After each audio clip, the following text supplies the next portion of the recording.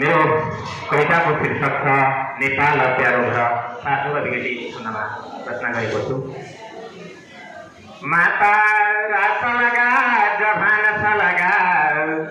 तारा तारा जगा माता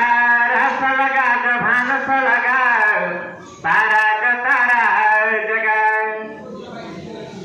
रोदी पालन दे उडार झिझिया खेल्छन् कतै लाउँछन् रोदी पालन दे उडार झिझिया खेल्छन् कतै लाउँछन् सारङ्गी धुन साथ मोह स्वरमा गन्धर्वले गाउँछन्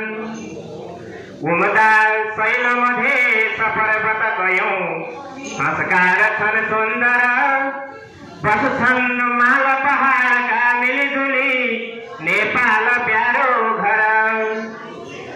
सेता उच्च हिमाल ताल तलया आतिथ्य बोलाउँछन् सारङ्गी जसरी बगेर झरना गाना मिठा गाउँछन् यस्तो देश भुलेर जान्न कहिले आमाहरूलाई पर सारा यो बरु खर्च गर्छु पसिना नेपाल मेरो घर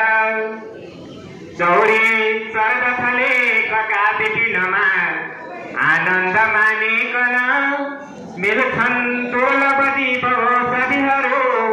बाग्ला तराई बन काफे नाच्छ हिमाल चुचुरा भाँची त्यसै कम्मर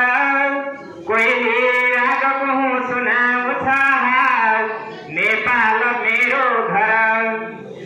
चोखो ज्ञान छ बुद्धको अरनिको बेग्लै कलाको धनी माटो शान्त छ अन्न निम्ति मलिलो पाल्दैछ यो लेखनी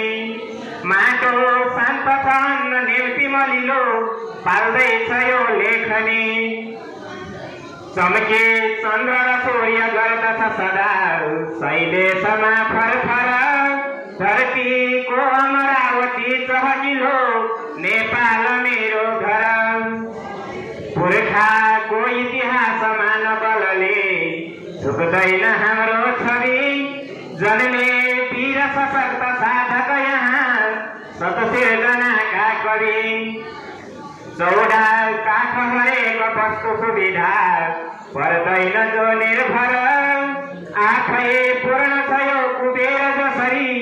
नेपाल प्यारो घर खाए गुन्द्रुक साग सिस्नु र ढिँडो डल्लायतै फुर्नु छ नेपालीपन झल्किने किसमका भुट्टा अझै भर्नु छ राखे बैर विचारका नियतका कोही नआउनु र राखे बैर विचारका नियतका कोही नआउनु